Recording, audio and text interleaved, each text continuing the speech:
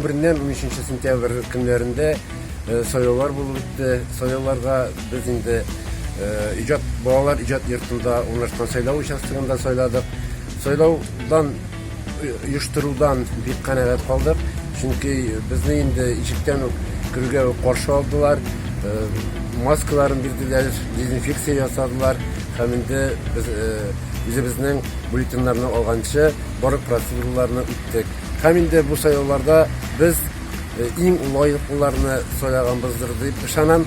Бигрәк тә инде Татарстан президентын сайлау минем өчен әһәмиятле иде. Һәм мин инде Рөстәм Миңнехановны сайладым, моны яшермичә дә әйтә алам. Чөнки соңгы 5 елдан гына исәпләгән вакытта да республикабыз, районыбыз үсә, яшәрә, халыкның яшәүе матурлана бара. Шуңа күрә алда да инде безнең тормышта алар әһәмиятле роль уйнарлар, тормышыбыз тагын да матурланыр дигән теләктә калабыз. Бу соңгы уздырылган сайлауларның иң яхшы ягы дип мин инде 3 көн дәврендә тавыш бирә алу мөмкинлеген саныйм.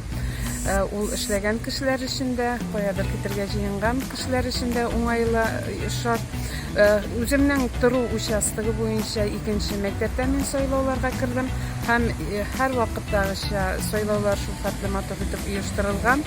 Санитар таләпләр тулысынча җавап бирәләр иде нормаларына һәм мин үземнең тавышымны һәр хәлдә инде Рөстәм Нургалиевичкә бирдем, үзебезнең президентыбызга, чөнки бүгенге көндә мин үзебезнең республиканың үсешенә бик канәгать, үзебезнең тормышыбызның яхшы булуыннан канәгать һәм инде киләчәктә дә тормышыбыз яхшы булыр, уңайлы булыр дип һәм үзебезнең район хакимиятенә һәм үзебезнең дәүләтебезнең безгә карата шундай яхшы мөнәсәбәттә булып калыр дип ышанып калам.